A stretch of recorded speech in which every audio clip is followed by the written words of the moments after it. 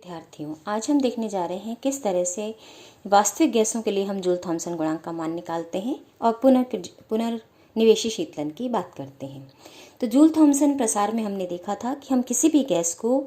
अधिक ताप से निम्न ताप की ओर ले जाते हैं, उसका प्रसार करते हैं एक सरंध्र डॉट में से होकर, तो गैस में थ्रॉटलिंग प्रोसेस के कारण गैस खिंचती है और उसकी वजह से उसमें हमें शीतलन प्रभाव देखने को मिलता है, क्योंकि गैस अपनी आंतरिक ऊर्जा स्वयं खर्च करती है। लेकिन शर्त यह है कि जो उसका ताप है इन्वर्जन टेम्परेचर से कम होना चाहिए। अब यहाँ वास्तविक और रियल गैसेस में हमने देखा है कि जूल थॉमसन प्रसार हमें देखने को मिलता है, जबकि आइडियल गैसेस में हमें जूल थॉमसन प्रसार देखने को नहीं मिलता है। तो इस प्रकार से जब हम जूल थॉमसन प्रसार में हमने स्टडी की तो दाबांतर के आधार पर तापांतर का मान हमने निकाला था। तो जूल थॉमसन गुणांक हमें मिलता है डेल टी डेल पी का मान हम निकालना चाहते हैं जूल थॉमसन गुणांक के अंतर्गत, और जो थर्मोडायनेमिक्स हमने लगाई थी उस थर्मोडायनेमिक्स के आधार पर हमें ये मान मिला था कि mu J T is equal to 1/cp T del T at constant pressure minus V के बराबर। तो यहाँ से हम चलते हैं और देखते हैं कि वास्तविक गैसों के लिए हमारे पास डेल टी का मान एज कॉन्स्टेंट प्रेशर मुझे क्या मिलता है। तो यहाँ पर अगर हम देखते हैं तो वास्तविक गैस समीकरण मेरे पास ये है कि P plus A by V square into V minus B is equal to R T. और ये हम जानते हैं कि हमें इसलिए मिलती है क्योंकि हमने जो आदर्श गैसें हैं उस पर तो हम काइनेटिक थ्योरी ऑफ गैसेस लगाते हैं और उसमें हम ये मानते हैं कि पात्र के आकार की तुलना में अणुओं का आकार बहुत कम है और उनकी आपसी टकरें भी सिर्फ कैसी टकरें हैं, प्रत्यास्थ टकरें हैं। तो इन सब एजम्पशंस को जब हम मानते हैं तो हम वास्तविक गैसों की बात नहीं करते हैं, और जब हम इन एजम्पशन को, चूंकि है एजम्पशन हमारे पास वास्तविक गैस पे लागू नहीं होते हैं, तो हम पात्र के आयतन की तुलना में अणुओं के आकार को भी नियत नहीं मानते हैं, कम नहीं मानते हैं। तो उसका भी आकार हमें कंसीडर करना होता है, अणुओं का आकार भी, और साथ ही हमें अणुओं पर लगने वाले बल भी कंसीडर करने होते हैं, क्योंकि उस पर अंतराणुविक बल भी रियल गैसेस में लगते हैं। केवल फ्री गैस की तरह हम उसे ट्रीट आइडियल गैस की तरह नहीं कर सकते हैं। तो हमारे पास जो समीकरण आता है कि जो आइडियल गैस का समीकरण हमें मालूम है कि P V is equal to R T होता है, ये होता है आइडियल गैस का समीकरण। लेकिन जब हम रियल गैस की बात करते हैं तो रियल गैस का समीकरण हमारे पास आ जाता है P plus A by V square into V minus B is equal to R T. अब इसको मैं सॉल्व करती हूँ तो P plus A by V square, V minus B को मैं नीचे ले आई हूँ, तो R T upon V minus B, और यहाँ से मैं इसको P के लिए सॉल्व कर लेती हूँ तो मुझे मिल जाता है P is equal to R T upon V minus B minus A by B square. अब इस समीकरण से मैं डेल टी का मान निकालूंगी एट कांस्टेंट प्रेशर। तो अब जब हम ये मान निकालते हैं तो हम क्या करते हैं कि इसको समीकरण 1 को मैंने क्या किया है, P के साथ अवकलन किया। तो ये चूंकि कांस्टेंट प्रेशर पे काम हो रहा है, क्योंकि मुझे कांस्टेंट प्रेशर डेल टी निकालना है, तो ये मान 0 हो गया है क्योंकि प्रेशर को कांस्टेंट माना है हमने। अब इसको मैं करती हूँ v माइनस बी का हम समाकलन करेंगे तो ये हमें मिल जाएगा, आर टी है ही सही, तो minus R T upon V minus B का होल स्क्वायर, और फिर वापस v का करेंगे तो del T at constant p। अब इस दूसरी बार में हम मान निकालेंगे, हम t के साथ करेंगे डिफरेंशियल, तो t के साथ डिफरेंशियल किया, r upon V minus constant है तो डेल टी 1 हो गया, तो ये बन गया r upon V minus B. तो यानी कि फर्स्ट बार हमने क्या किया है कि आर टी को कांस्टेंट मानते हुए वी माइनस बी का किया है, दूसरी बार हमने R upon V minus B को कांस्टेंट मानते हुए टी का डिफरेंशियल किया है। अब यहाँ हम करते हैं ए अपॉन बी स्क्वायर का डिफरेंशियल, तो मुझे मिल जाता है बी स्क्वायर का डिफरेंशियल करेंगे तो -2 अपॉन वी क्यूब आएगा, तो ये माइनस माइनस प्लस हो गया, तो 2a अपॉन वी क्यूब, और फिर पुनः v का किया t के साथ, तो del T at constant p बन गया। डेल टी हमने कॉमन ले लिया, तो यहाँ से मेरे पास बच गया है आपके पास, यहाँ से डेल टी कॉमन लिया तो R T upon V minus B, और यहाँ से हमने लिया आपके पास, यहाँ से अगर मैं देखूँ, क्योंकि मैं ये मान रहे हैं हम कि ये वाली टर्म, ये दोनों टर्म्स मैं इस साइड ले आई हूँ, और ये आर माइनस बी टर्म मेरे पास लेफ्ट हैंड साइड पे, राइट हैंड साइड पे है, जबकि इन दोनों को मैं 0 के इस तरफ ले आई हूँ, तो ये साइन बदल गया है, ये इधर आके प्लस का हो जाएगा और ये वाला साइन इधर आके माइनस का हो गया, और उसके बाद हमने डेल टी को कॉमन लिया तो ये प्लस का हो गया, इसलिए बचा R T upon V minus B का होल स्क्वायर, ये वाली टर्म इधर आके माइनस की हो गई, इसलिए बच गया 2a अपॉन वी क्यूब, और ये वाली टर्म यही है, इक्वल के दूसरी तरफ ही है, तो ये हो गया equal to R upon V minus B के बराबर। अब यहाँ से हमने R T upon V minus B square और कॉमन ले लिया इसमें, तो ये 1 हो गया, और यहाँ बच गया आपके पास 2a upon V cube V minus B का whole square upon R T is equal to R V minus B. अब यहाँ से इसको हमने सॉल्व कर लिया, क्योंकि मुझे मान चाहिए टी डेल टी पी का, तो T del V del T at constant pressure मुझे मिल जाता है वी माइनस बी, क्योंकि यहाँ से एक वी माइनस बी कट जाएगा और ये वी माइनस बी ऊपर आ जाएगा, आर से आर कट जाएगा, तो वी माइनस बी अपॉन ये पूरी टर्म नीचे आ जाएगी, 1 minus 2a upon R T V minus B का whole square upon V cube के बराबर ये मान हो गया। अब हम क्या करते हैं कि चूंकि b का मान v से बहुत कम होता है, इसलिए v माइनस बी का whole square upon V cube is equal to 1 upon V लगभग रह गया। तो यहाँ पे अब हम ये मान रख देते हैं, तो मेरे पास T del V del T at constant pressure मिल जाता है मुझे v माइनस बी। अब यहाँ पर अगर आप ध्यान दें तो हमने ये जो टर्म है 2a upon R T V minus B का whole square upon V cube, इसमें अगर मैं देखूँ तो मैंने v माइनस बी का whole square upon V cube लगभग क्या है 1/v है, तो इसको मैंने यहाँ रख दिया और ऊपर ले आई तो पावर हो गई -1। तो ये मान हो जाता है v minus B 1 minus 2a upon R T V की पावर -1। अब इसका द्विपद प्रमेय से प्रसार किया हमने, तो 1 plus N X square upon factorial 2 इस तरह से टर्म्स आती हैं, और हायर ऑर्डर टर्म्स को हम नगण्य मानते जाते हैं क्योंकि a का मान v से बहुत कम है और आगे वाली टर्म्स में a/v का स्क्वायर आएगा,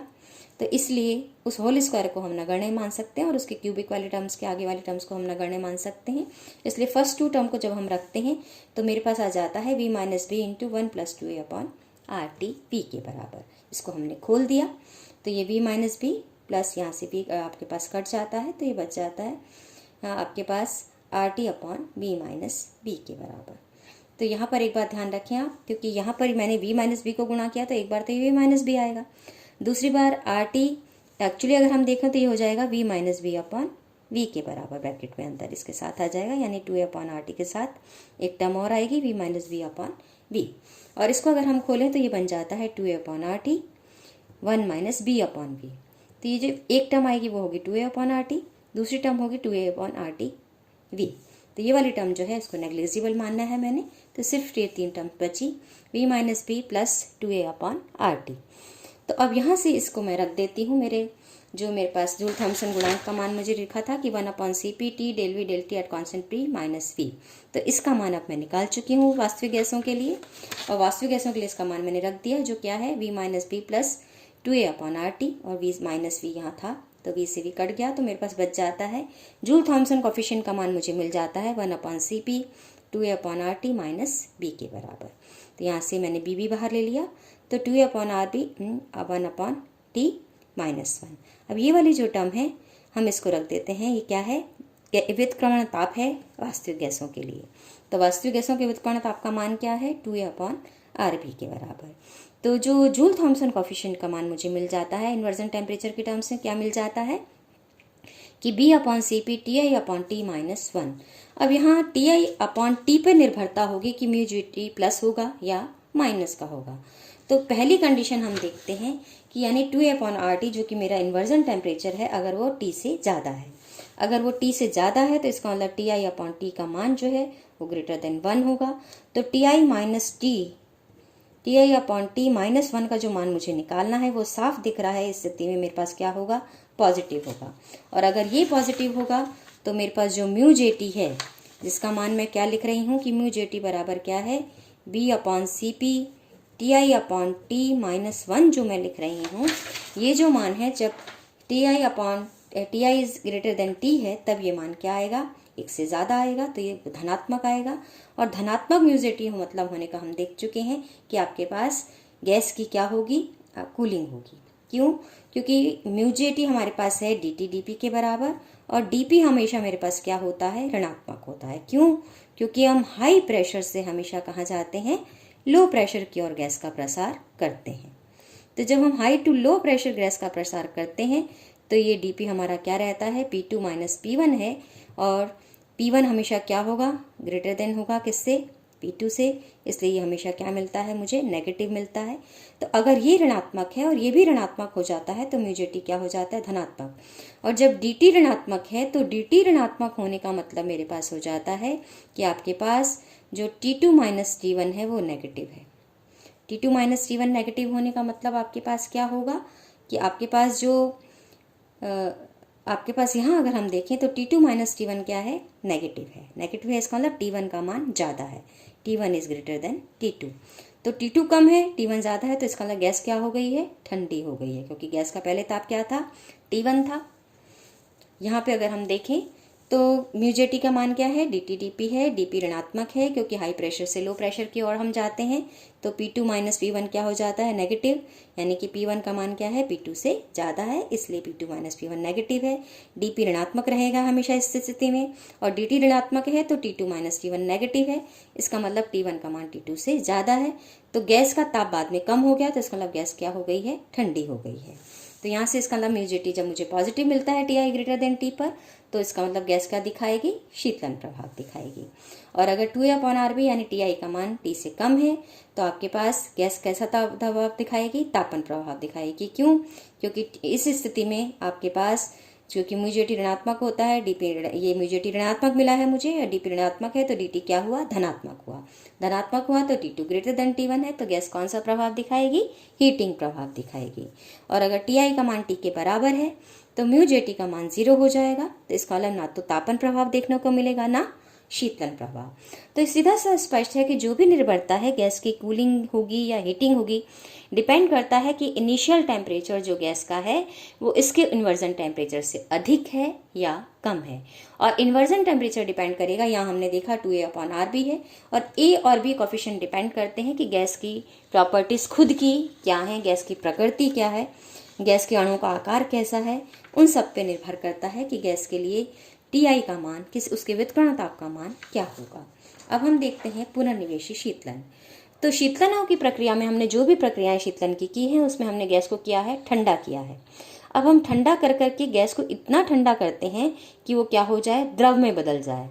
तो ये कहलाता है, बार बार उसको ठंडा करके गैस को जो द्रवित हम करते हैं उसको हम लिक्विड स्टेट में लाते हैं, तो ये कहलाती है प्रोसेस रीजनरेटिव कूलिंग का। अब यहाँ पर एक प्रायोगिक व्यवस्था रीजनरेटिव कूलिंग की हमने दिखाई है। तो इसमें हमने क्या किया है, जिस गैस को ठंडा करना है यहाँ उसको कंप्रेशर में रखा है, उसको कंप्रेशर में संपीड़ित करते हैं गैस को, और इसको संपीड़ित करने के बाद इस सर्पिलाकार नली से गुजारते हैं, जहाँ इसके ठंडे पानी में रखने पर इसका एक टेम्परेचर नियत किया जाता है, और उसको हम कहाँ भेजते हैं, इस एनर्जी एक्सचेंजर में, हीट एक्सचेंजर में भेजते हैं, और इसकी भीतरी नली में से होकर ये जाती है। तो यहाँ ये जो पोरस स्पॉट लगा हुआ है, इस पोरस स्पॉट पर उसका क्या होता है, प्रसार होता है, और प्रसार होने के बाद वो ठंडी होती है, और अगर वो इतनी ठंडी हो सकती है कि वो द्रव में बदल जाए, तब तो ये वाल्व खुल जाता है उस द्रव के प्रेशर से, और यहाँ द्रव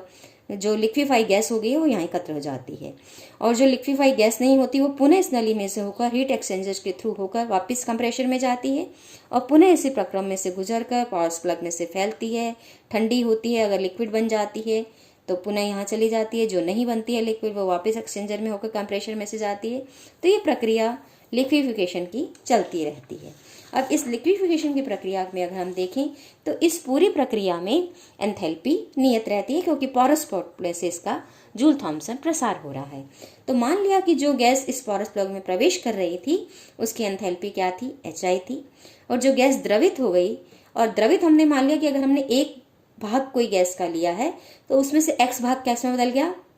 द्रव में बदल गया, तो बाकी कितनी बची गैस, 1 - x। तो इसका मतलब हम ये कह सकते हैं कि अगर कोई एक भाग गैस आ रही थी तो उस एक भाग में से x भाग तो पानी में बदल गई, और 1 - x भाग कहाँ चली जाती है, पुनः कंप्रेशर में जाती है। तो इस पर अगर हम कहें कि एंथैल्पी चूंकि इस पूरे प्रक्रम में नियत है, तो आपके पास अगर हम प्रवेश करने वाली गैस की एंथैल्पी क्या माने, संदर्भ डाट में जो प्रवेश कर रही है गैस उसकी एंथैल्पी अगर HI है, जो द्रव में बदल गई गैस उसकी एंथैल्पी HL है, और बाकी बची हुई गैस जो कि द्रवित नहीं हो पाई 1 - x उसकी एंथैल्पी HF है। तो हम एंथैल्पी चूंकि नियत रहती है इसलिए हम लिख सकते हैं कि HI का मान होगा